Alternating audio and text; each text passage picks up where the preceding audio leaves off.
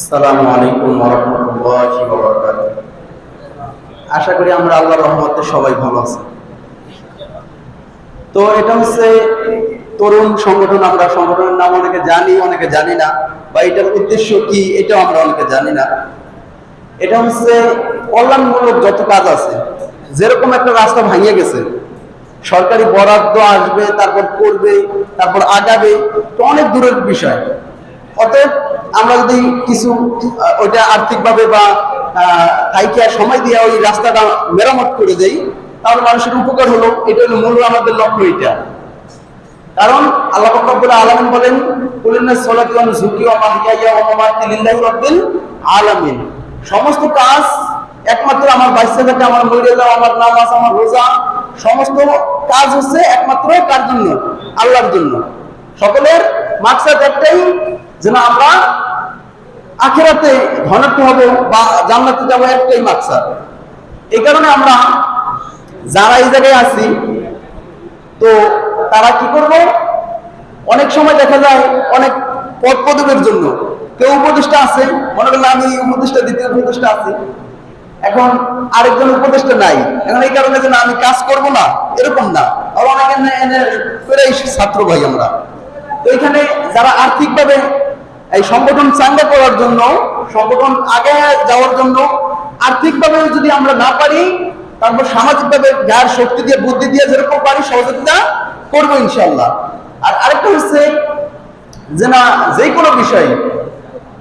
কোনো বিষয় মানুষের চলতে ফিরতে ইমাম মসজিদ বা ইমাম মুসল্লিদের সাথে একটা কথা কাটাকাটি হইতেই পারে। এরকম ভাবে এই সংগঠনটা করতে গেলে কিন্তু এরকম হবে। বউ জামাই ঝগড়া লাগে না, এত মহব্বত। জামাইয়ের জন্য বউ জীবন দিয়ে দেয়, বউর জন্য জামাই জীবন দিয়ে দেয়, জামার জন্য বউ জীবন দিয়ে দেয়, এরকম পর্যায়ে। তারপর তো একটু হয়, ঠিক আছে। এই কারণে সংক্ষেপ সময়, তো এই কারণে আমাদের এই সংগঠনের মধ্যে একটু ভুল বোঝাবুঝি হতেই পারে, কিন্তু এটা আমরা ভুল রাখবো না, এটা মনে রাখবো না। এটা আমরা মহব্বতের খাতিরে সব ভুলে যাবো। আল মারু মা মানা হাব্বা, যার সাথে যার মহব্বত, তার সাথে তার কিয়ামত। আমরা মহব্বত রাখবো। আল্লাহর আরশের নিচে 7 শ্রেণীর ব্যক্তি কোন স্থানে ছায়া থাকবে না। আল্লাহর আরশের নিচে 7 শ্রেণীর ব্যক্তি ছায়া পাবে। এর মধ্যে একজন, এই 7 জনের মধ্যে একজন হচ্ছে যারা আল্লাহর জন্য মহব্বত করে, আল্লাহর জন্যই পৃথক হয়।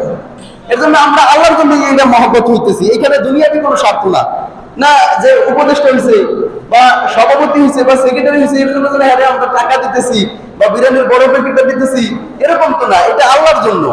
এই কারণে আমাদের একটু কথা কাটাকাটি হইলেও এটা কি মনে রাখবো না। আল্লাহ নবী সাল্লাল্লাহু আলাইহি সাল্লাম কি সাহাবাদের মধ্যে মজা করতেন, অনেক সময় মজা করতেন। তো এই বিষয়ে কথা বলতে অনেক সময় লাগবে, তো সেই বিষয়ে যাইতেছি না, সংক্ষেপে কথা।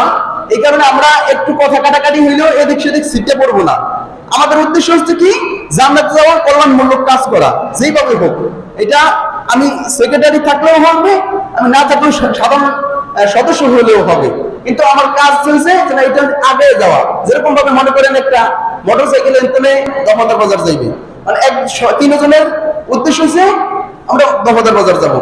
একজনে যদি কয় আমি চালামু, আরেকজনে কয় আমি সামনে বমু, একজনে কয় আমি পিছিয়ে বমুকা, এরকম না। মানে 3 জনের উদ্দেশ্য হচ্ছে কি, মোটরসাইকেলে চড়ছি, 3 জন কি দফাদার বাজার যায় পৌঁছাইছি।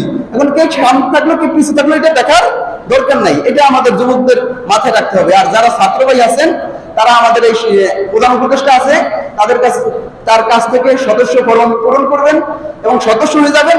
আর্থিকভাবে যতটুকু পারেন দিবেন, না পারেন সমস্যা নাই।